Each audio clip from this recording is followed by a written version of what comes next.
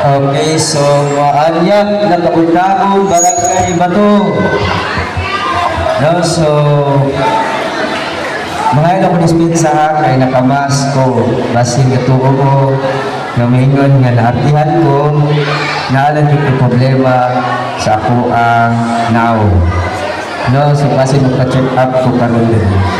Okay, so usbon na ako maayong buntag barangay Bato. Unang-una no, dako kong pasalamat sa ato ang inahan sa probinsya sa Davao del Sur. Ilabi na sa iyahang kapitas sa kinabuhi, Sir Mark Cagas. Maayong buntag sa tanan. Mapasalamat ko dako tungod sa gihimo sa matag tuig nga medical mission request namo na sa barangay Bato, ilabi na sa mga barangay officials aron magkandak kini og medical mission. Gibuhat namo ni og wala babae sa probinsya sa Davao del Sur, ilabi na sa atuang halandon nga Gobernador Ibon Runya Cagas ang atong request tungod kay nakita namo barangay officials kung unsa ni ka-importante kanato sa barangay Bato, ilabi na sa mga nanginahanglan ug tuli sa mga bata, libre check-up sa mga naaibalatian, mas senior citizen, mabata man o maidaran. Aduna tay mga libre nga tambal, libre nga ibot-ngipon, aduna po tay libre nga vaksin sa ato ang mga hayop, iring, tama ba sir? Sa kabaw, no? Sa tanang mga hayop na nga naa sa ato ang panimalay, pwede kaayo galaon ninyo diri kay adunay taga-veterinarian, no, taga-veterinary, provincial veterinary. No, naapot tay libreng hinot, massage. So kani all in na ni siya nga medical mission, manghangyo lang gyud ko sa gusto mo avail nga naa diri karon sa barangay, dili lang ta magdasok, dili lang ta magpunhanay kay kaning tanan para ni sa inyo ha. No? Ato lang yun ning agwantahon o pila ka dili man gyud taingon nga first come first serve tungod kay wala man gud ang sana diri ganina.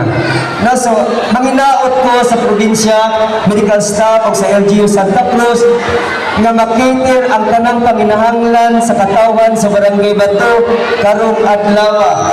So mauna nga magsilabtanay lang ra, manghangyo ko sa katawan, magantos lang sa gitna og pila, no? Kahit kanita nang imakiter man gyud mo. So usbon nako maayong buntag og daghan kayong salamat from our bottom of our heart sa probinsya o sa lungsod sa Santa Cruz, mga medical staff. Thank you so much. Una sa tanan, pasalamat ko sa Ginoo.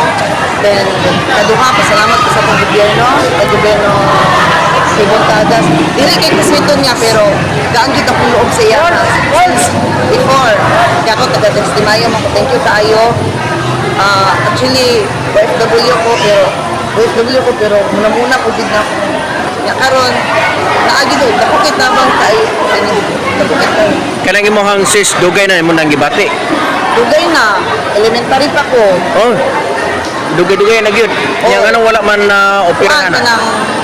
Gamay pa mo siya sa una, nga nagkadako ko yung bukol. Nya, dugay naman ako magpa-opera niya, una na ko. Kasi dako kayo ang bayad. Nya, kahit siya rin panahon ka nun. So, unahon din ako ang financial sa akong anak kasi sa akong bukol. Nya, karon pagkabalo na ko, another medical mission. So, active ko niya, timing ko kayo na nauli ko. OFW ko, pero wala ko'y kwarta. Wala ko'y kwarta sa tinuod na. Ako ay pasalamat diri kay Ibon Cagas. Tanan, kamo mga staff sa Kapitolyo, o nila Doc Monarca. Dili na ko sila makalimtan dyan. Kamo tanan. Salamat, thank you. God bless. More power. Long live. Thank you.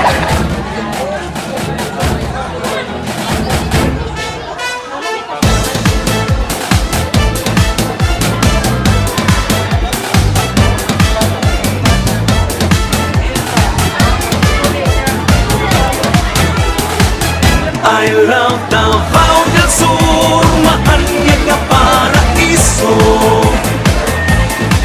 Sa katawhan ning lalawigan, ikaw ang garbo. Mag-ipay magsadya kita sa kalambuan. Sa ulugon ang bulawanong katuigan. I love Davao del Sur. I love Davao del Sur. I love Davao del Sur. I love Davao del Sur. Sanang labay panahon, ang kasaysayan mabulukon. Puno sa paglaom ang katawhan masaligon. Kakugi sa panginabuhi o pagpaningkamot. Kauswagan karon atong nakabot. Sa atong katigulangan, pahandig kang nag-iampingan. Di ang mga alang sa umaabot nga kaliwatan. And of course, with the courtesy of our beloved Governor, Governor Ibono Ranyakaras, mapasalamatin tagdako no, sa iyang leadership. Dahil tungkol na paligayon na ato ang libre na medical mission sa atong barangay.